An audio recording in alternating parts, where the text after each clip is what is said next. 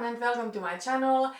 Today's video is going to be kinda like the last look into 2010s. So I'm sharing with you my top 10 makeup products from the entire decade.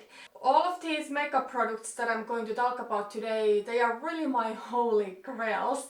Like, some of these products are products that I keep repurchasing over and over because in my opinion nothing just compares to it.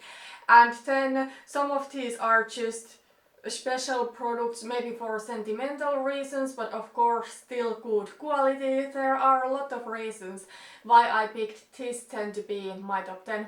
Now, all of these products are cruelty free. There are a couple of products that are not vegan, so those I would not repurchase anymore, but they have still been my favorite for the past 5 years, I need to say, because it was in 2015 that I got into makeup. I didn't rank these into order from my favorite to least favorite, I just couldn't do that. So I decided to go through these in the order I would apply them to my face. So first face makeup, then eyes, and finally lips. Without rambling more, let's get into my top 10 of 2010s. I actually don't have a primer to share with you.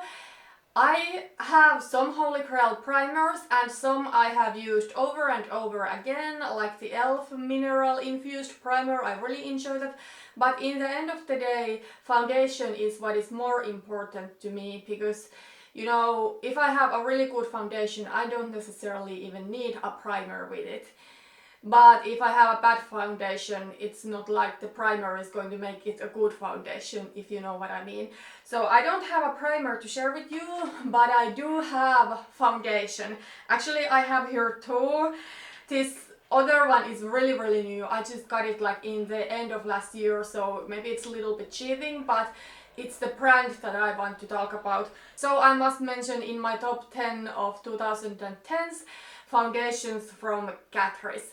So I do have their HD Liquid Coverage Foundation, which is a really popular foundation. Then I do have their newer HD Liquid Radiance Foundation. I just think both of these foundations are such a high quality. Also the packaging, while this kind of dropper packaging is not my personal favorite for any type of makeup product, I would prefer a pump bottle or then a squeezy tube. I still think this packaging is kind of like luxurious. It is this thick glass and then there is a dropper. I always want to have only two foundations in my collection, so an everyday foundation that is luminous. It doesn't necessarily need to be full coverage, but it needs to still wear well, because that is what I'm wearing most of the times to work, for example. So of course I don't want something that slides off from my face after 4 hours. Then I want to have one more full coverage, more matte foundation. So that kind of foundation I wear, for example, when I film. So today I'm wearing the HD Liquid Coverage Foundation, but also in summertime when it's really hot, I do wear it every single day. And these foundations, they are just perfect for me. They fill all of my needs. This HD Liquid Radiance Foundation is a newer find, as I said, but it's so stunning. Actually, even my husband commented when I was wearing this one day and we went to IKEA and he saw my face in natural lighting, which is when your makeup looks the most like makeup. But he commented that my skin looks like really smooth and really good. First of all, the coverage of this foundation is surprisingly high. It's not the fullest of fullest, but it's totally more than medium coverage in my opinion. It totally covers all of my little imperfections and redness and things like that. Then, as I said, it looks really smooth on my skin. It has this beautiful luminous finish and also it wears really well. Absolutely love it. The only thing is that I don't necessarily like to film with this, because when I'm filming the ring light is really hot and then my skin may start getting a little bit more oilier. So that's why I don't like to wear this when I'm filming, but on everyday wear, my absolutely holy grail foundation, even though I have only had it for a couple of months, Then the Catrice HD Liquid Coverage Foundation. This one I'm sure you have at least heard of. This is many people's favorite. I just think this is the most incredible full coverage foundation because even though this is full coverage, it's really thin and it's really liquidy, and because of that you don't have this thick layer on your face. It doesn't look cakey. It wears really well. Now that we are in winter, I don't like to wear this on daily basis because it can be a little bit more trying, and my skin is doing pretty good right now, so I don't necessarily need a full coverage foundation on daily basis, but when I'm filming I just want my skin to look extra nice, so that's why I wear this. And then during summer I wear this every day because then my skin gets oilier when it's hot, and even now that it's winter but I'm filming and the ring light is hot, I can feel that my skin kind of like gets a little bit oilier, so, or maybe I'm sweating from my face, let's be real. But yeah, then I like to wear this. Both of these foundations are my absolute holy grails. They are really affordable too. Okay, I could go on and on about that foundation, but let's move on because this video is going to be really long anyways. And of course, concealer is another really important product to me. I do have pretty dark under eye circles. Before I found this concealer, I don't know if I really knew what full coverage concealer really means. So of course I'm talking about the Tarte Shape Tape Concealer. I think this concealer changed the game for the whole beauty industry almost, or at least for what comes to YouTube. Like before this, I don't know if there even was super full coverage concealers out there. I used to use the Urban Decay Naked Skin Concealer and I layered it on, and I still quite didn't feel that my under eyes are covered. But then I thought that there's nothing better I can use that is cruelty free at least. And then when I tried this concealer, it completely changed the game. And I think nowadays a company cannot claim that a concealer is full coverage unless it really is full coverage. Like this concealer, it's so full coverage, really little bit goes a long way. You don't want to do the big triangle with this one under your eyes, it's going to look really harsh, but when you apply just a little bit, it's amazing. It covers everything. It doesn't crease on me. I will say some people have issues with this concealer being too drying. I don't have super dry under eye, so I haven't had those issues. Overall, I think this is a great concealer. And after this one, there has been so many different concealer launches that are really full coverage, like the Too Faced Born This Way Sculpting Concealer, then there was the Urban Decay All Nighter Concealer, the Jeffree Star Magic Wand Concealer, and the list goes on. But what I think is really special about this one, and also it goes to the Too Faced one, although I have not tried it, but this and the Too Faced one come in huge packaging, so there's 10 milliliters here, and because you use such a little bit at once, this will last you a really long time. Okay, so let's move on. So this next product is a face powder, and I don't have it currently in my collection, but I will repurchase it after I have finished the powder I'm currently using. So I am talking about the NYX Studio HD powder. Powder is often something that when I try a new powder, I'm just like, meh, this is just another powder. I'm really not that impressed easily.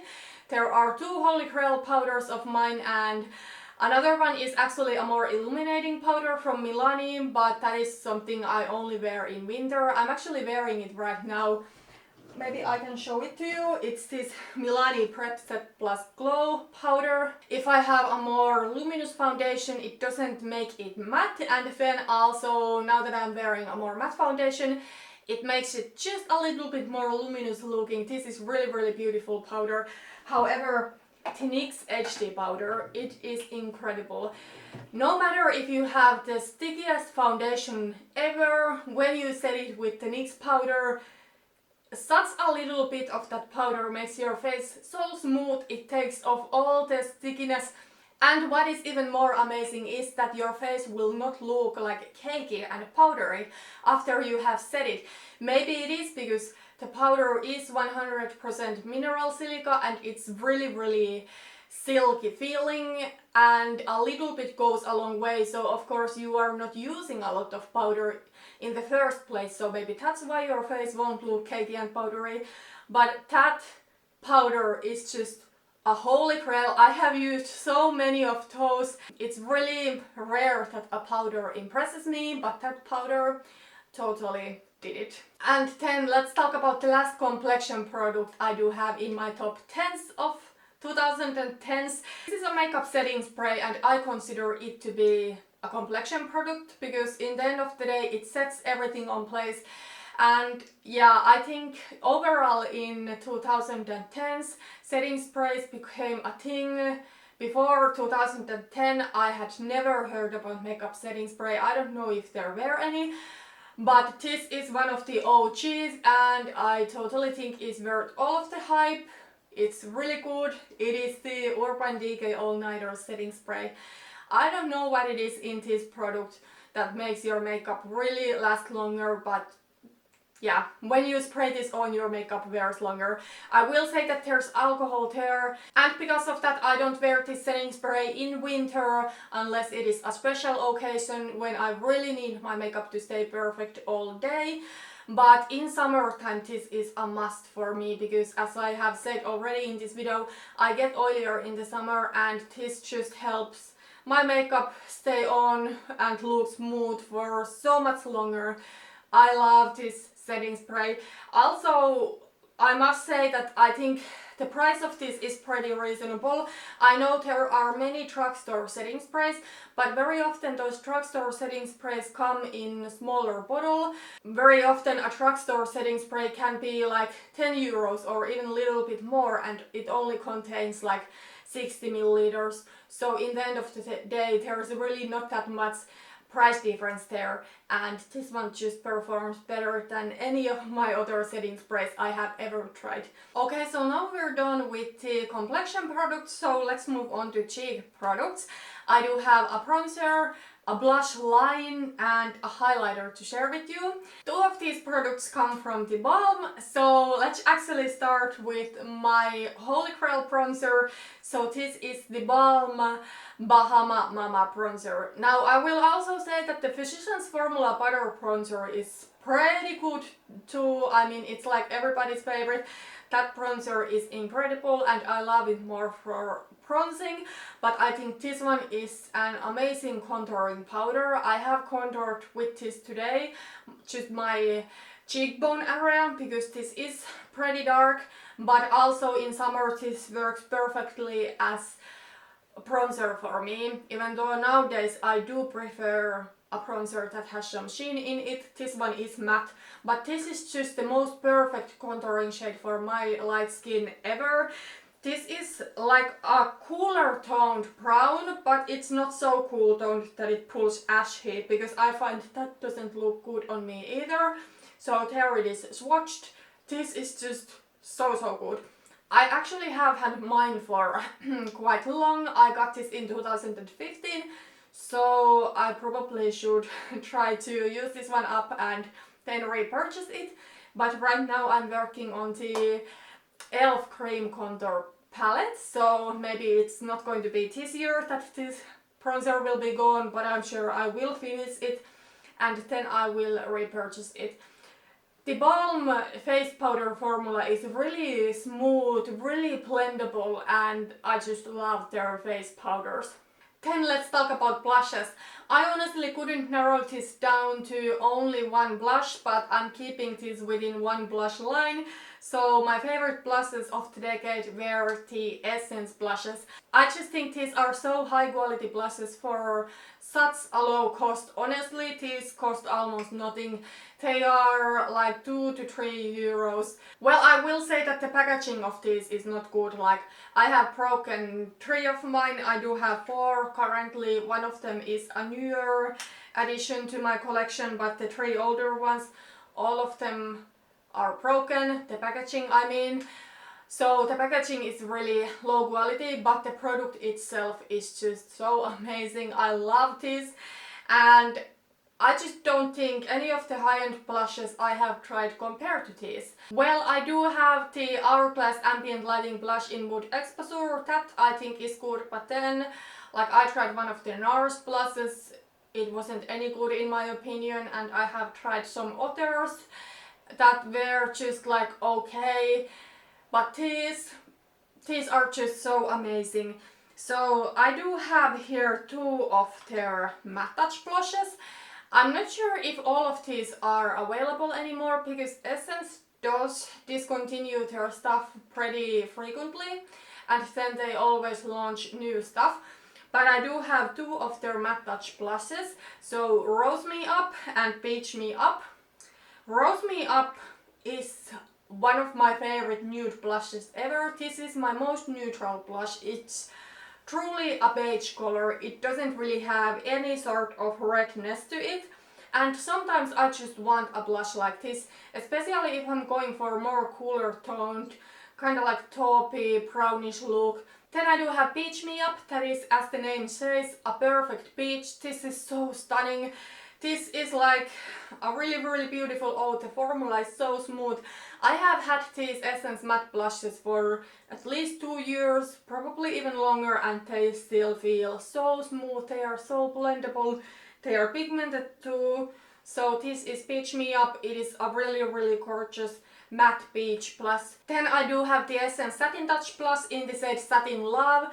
This is the one that Kathleen Lights raved about, and this is most likely my most beautiful blush. It's just the finish of this is stunning. It's this beautiful satin with no glitter or shimmer, but still it has this beautiful sheen in it, and the color is this beautiful natural pink.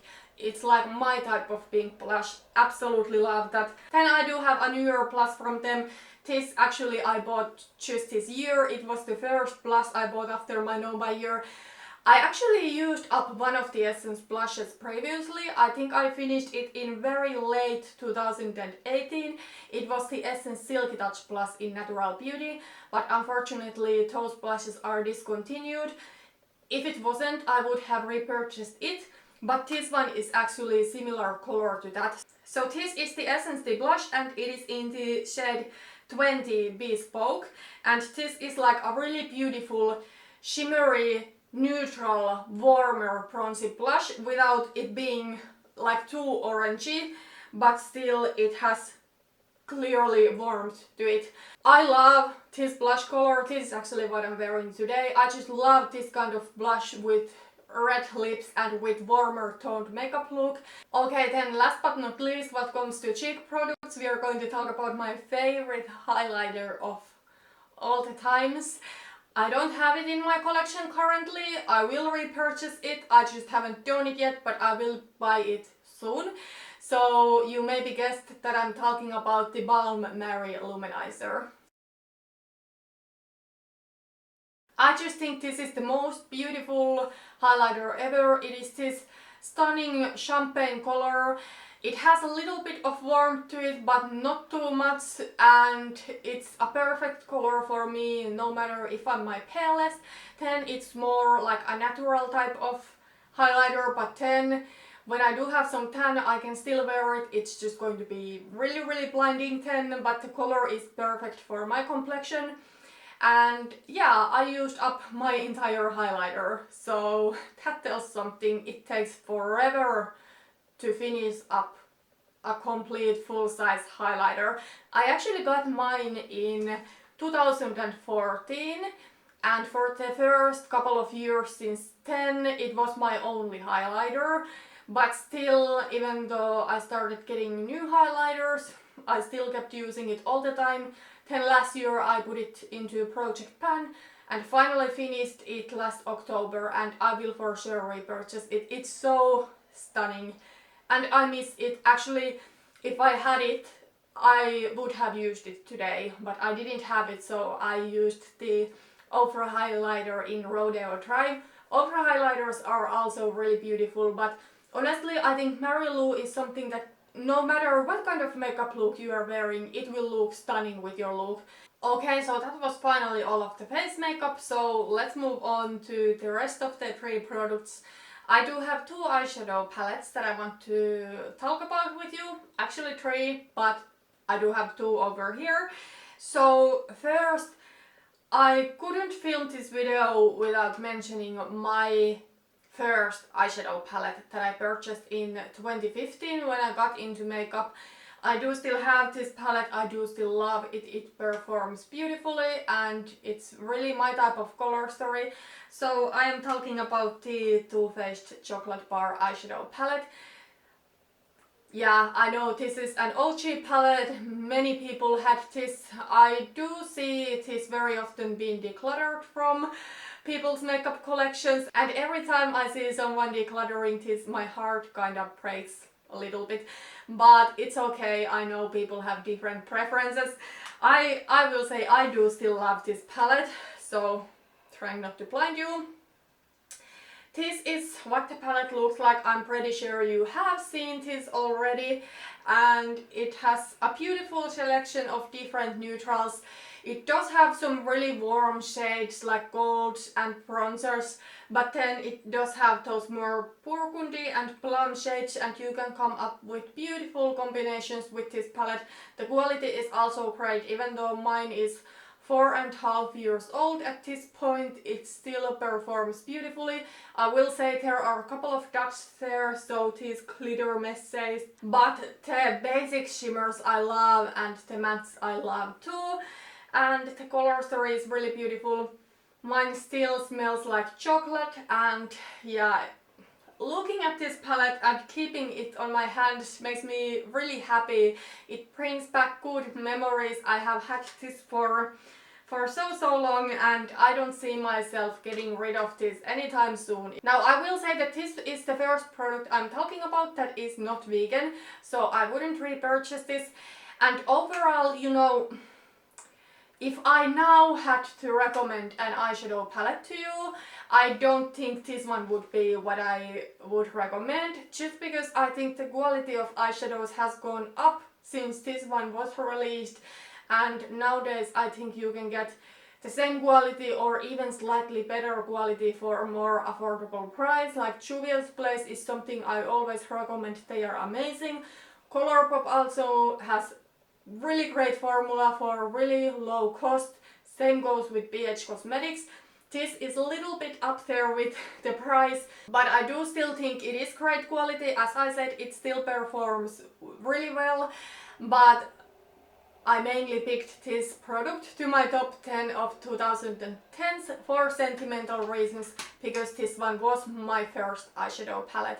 And then of course I couldn't film this video without mentioning my BH Cosmetics Carli Bybel palettes. I do have the deluxe edition here, and if you have been following me for a longer time, you maybe know that I panned the original BH Cosmetics Carli Bybel palette in 2018, so I can actually link the playlist down below if you want to check it out. First of all, I think these palettes are really great quality for a really affordable price. This is what my deluxe edition looks like. I have used up this highlighter, this I crushed out, and then I'm working on this white highlighter. The eyeshadows I have not yet hit pan on. I will say that after panning the original palette, it's not maybe the first palette I want to reach for if I'm going to reach for whatever I feel like. But still, every time I use this palette, I'm really pleased with the looks. I think it's incredible how many different things you can do with only 15 shades, because there is such a nice variety in these 15 shades. I really do love this palette, and I had to mention this also because Carli Bybel has had a bigger impact on my life other than just makeup. I know it may sound cheesy that an influencer has changed your life, but I decided to go vegan after Carli went vegan. When she published her going vegan video in spring 2016, I decided shortly after that I will go vegan too. I had been vegetarian previously, but I never could stick to the diet. And by the way, I don't want to be like preachy, like Everybody makes their own decisions, but I'm talking about, you know, my journey here a little bit. So before going vegan, I had been vegetarian previously, but I couldn't stick to my diet, and then when I slipped back to eating meat, I often felt really guilty, and then I tried again and I always failed. And then I saw this video from Carli, and then I decided that if she can do it, I for sure can do it too. And I have been vegan now for almost 4 years, since spring 2016, and honestly, thanks to that goes to Carli Bybel. Her video was kind of like the final push I needed. And then finally there is one lipstick I want to talk about, or lipstick line rather. Honestly, there is that one shade of the lipstick, but I don't have that anymore in my collection. This lipstick is not vegan, it is cruelty free but not vegan. So I lost the cap of that lipstick in 2017, and then it dried out, so I had to toss it and I didn't repurchase it. But still, I need to mention it being one of my favorites in 2010's. So I'm talking about the NYX Matte Lipsticks. Now I do still have one in my collection. This one is in the shade Alabama, and it is what I'm wearing today. So it is this beautiful, warm, deep brick red. Absolutely stunning fall and winter red. I do really much love this. I have gotten a lot of use out of this. This is everything I have left. I think I will still get use out of this probably for a winter or two. We'll see if it expires. It's pretty old. But the shade that especially was one of my favorites, or it was actually my holy grail lipstick, was the shade Perfect Red. I can actually show you a couple of pictures where I'm wearing this specific lipstick.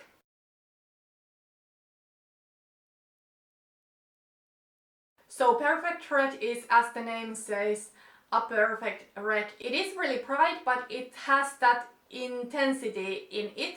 And when I tried to find a dupe for the shade Perfect Red, I had really hard time finding one that is quite as perfect. Now I have been able to find this lipstick from Jeffree Star Cosmetics. It is the Lip Ammunition in the shade Red Rum, and this is actually the same color than the NYX Matte Lipstick in Perfect Red. So here, as you can see, it is this beautiful blue toned red. It does have enough depth to it, but still it doesn't lean wine, so it's still like that classic red. I absolutely love this. And I will also swatch to you this NYX Matte Lipstick in Alabama, so you can see these side by side. So as you can see, this Alabama one is a little bit deeper, and it is clearly more that brick red and has a warmth to it. Now the reason I wanted to mention this NYX lipstick, even though I haven't had it for a couple of years, is that it was my holy grail and I wore it so often I almost used up mine. But a classic red lipstick makeup look is just like my kind of like signature look. So every time I go to a party, well, not maybe every time, but if there is like a more formal party, I just feel a classic red lipstick look is most me. And also I will say this NYX Perfect Red lipstick I wore to my own wedding. That also makes it really special. Back then, when my husband and I got married in 2014, I wasn't that much into makeup yet, but then every time I went out that time, I always wore a classic red lipstick makeup look. That was just my favorite thing to wear ever, and I had this lipstick back then. So maybe it's good I don't have it anymore in my collection, because it would be really old. Okay, but that was everything for today and everything for this top 10 of 2010's video. So I know this video was super long, and yeah, I feel now we are finally ready to fully move on to 2020. I would really love to know your top 10 makeup products of 2010s, so let me know down in the comments. If you don't know your top 10 products, let me know even your top favorites. How many ever you can decide. Let me know down in the comments. I would love to chat with you there. Thank you so much for watching this video, and see you in my next one. Bye bye.